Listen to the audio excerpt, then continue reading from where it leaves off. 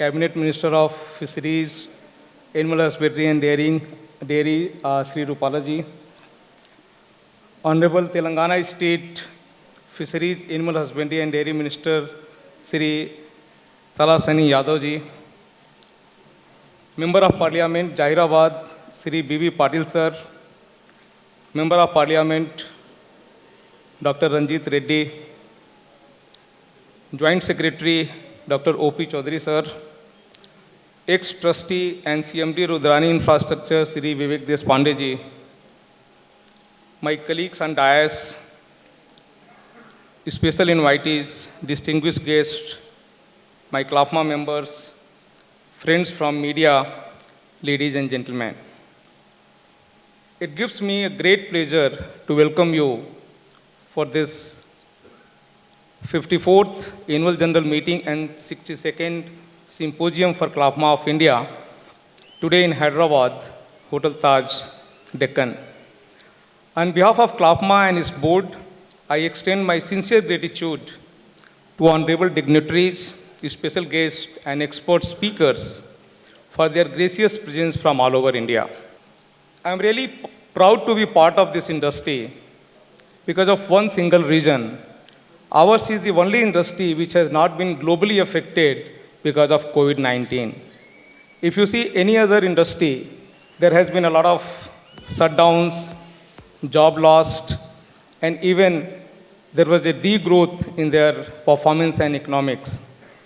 Agri sector is the only sector which has been not only in positive, but it has created a lot of new job opportunities also, same in India. Today we are in Hyderabad, the state capital of Telangana.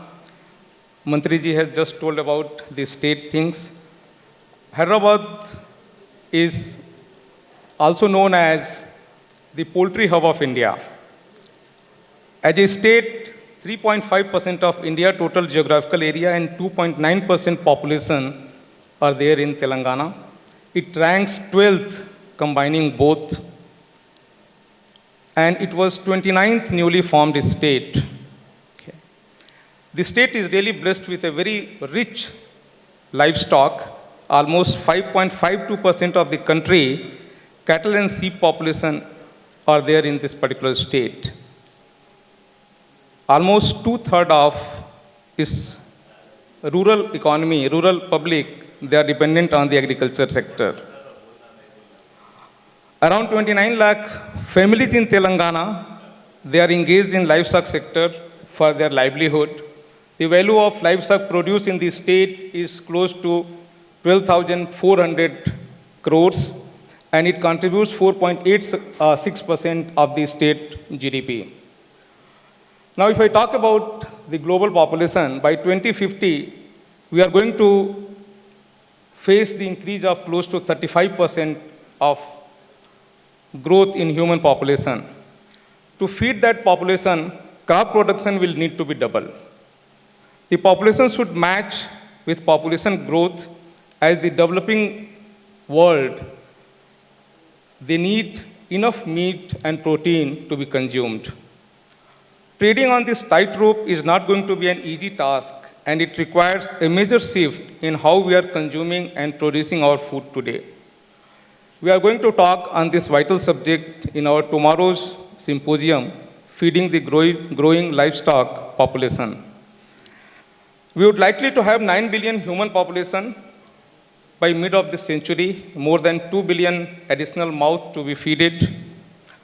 The spread of prosperity across the world, especially China and India, is going to drive the increased demand of consumption of meat, milk, and other eggs and the other protein substance from the animal sources.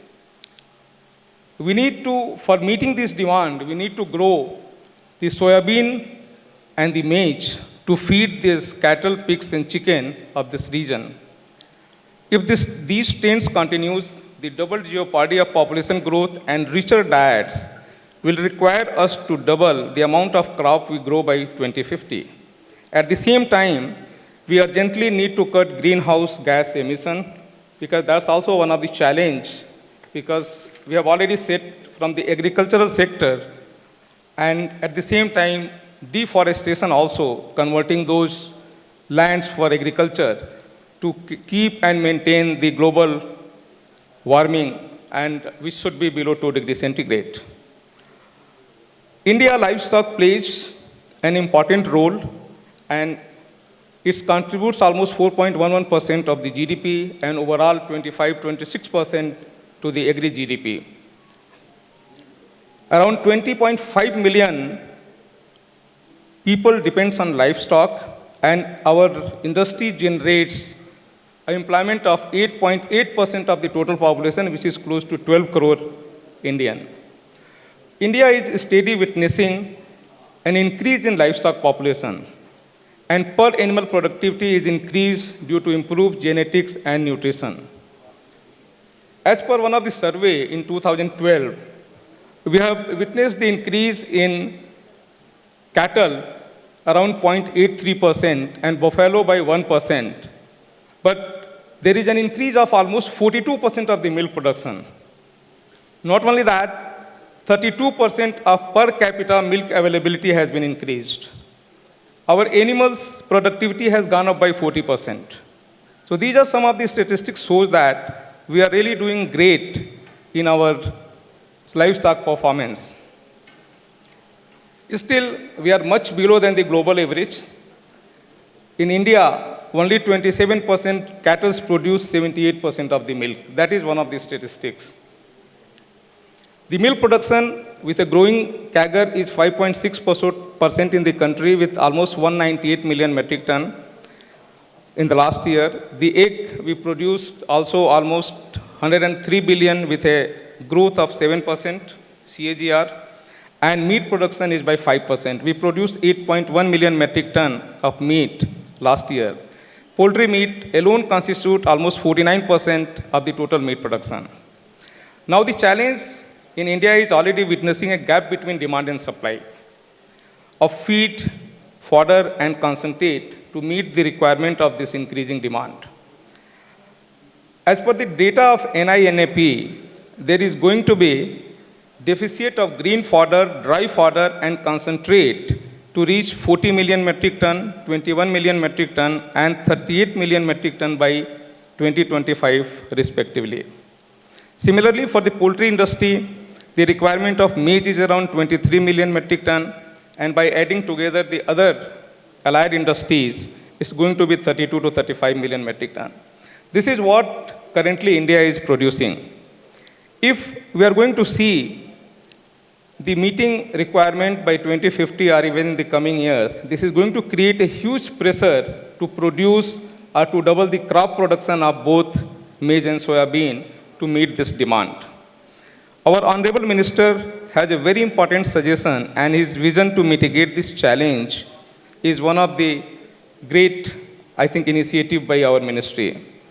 When I met last time to sir, he was giving some idea, and I'm sure that he's going to talk in his speech that how we can take care of this fodder scarcity and use the other traditional ingredients what is being available to us in the plenty with us in the country.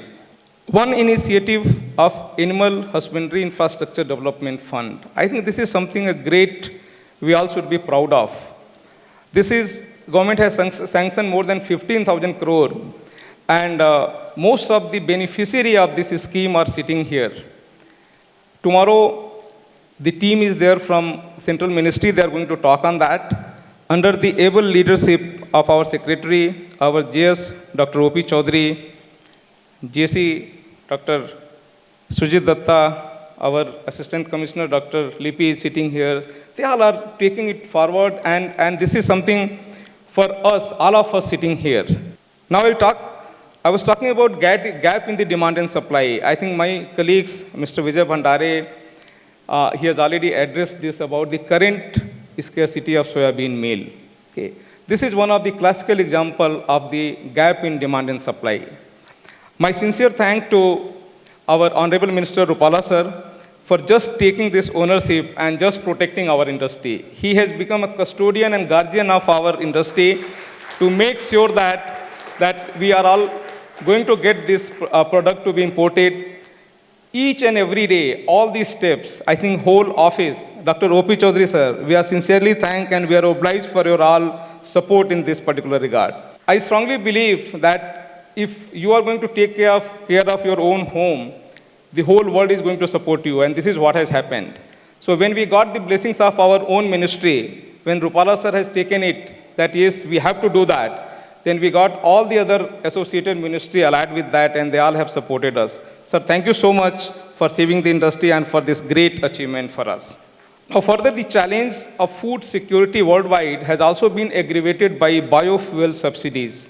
This is one of the area I think some of people were talking today about in future going to be major scarcity. So we all know that there is ethanol production. We were talking about broken rice also is going to be consumed there. So these two are going to be again a big challenge for us. And if you see that biofuel is an efficient source of energy and its primary to final energy conversion is 24% lower than the fossil fuel. If we just take care of this gap, this conversion gap of ethanol or other energy sources from the grain sources, we can cover up the food deficit more than 7 to 8%. So that's the amount we can see that. For having a sustainable animal production in future, immediate intervention in the following direction are required: reducing the food wastage, enhancing fodder and grain production with efficient use of available land and forest areas, using high-tech precision farming to boost yield on very available farm, finding more efficient way to grow meat, efficient feeding program for livestock, curtailing the use of food crops for the biofuel, and finally, evaluating and allowing genetically modified grains to increase per acre productivity. Research is also going to play a vital and very important role for addressing these challenges. I strongly feel that some natural feed additives like probiotics, essential oil, feed enzymes, and GM grains, all we need to be evaluated to current production system across multiple animal species for sustainable livestock production. The challenge of feeding 1.5 billion of Indians by 2050 is tough and require Herculean efforts and major shift to how we produce and consume food today. We need to find a balance between producing more food and sustaining the planet for future generations. I'm very confident that this symposium will be a great opportunity for the confluence of innovative and path-breaking ideas that will pave the way for sustainable livestock farming and agriculture in future. Once again, on behalf of CLAFMA, I thank all dignitaries and members this evening. Jai Hind.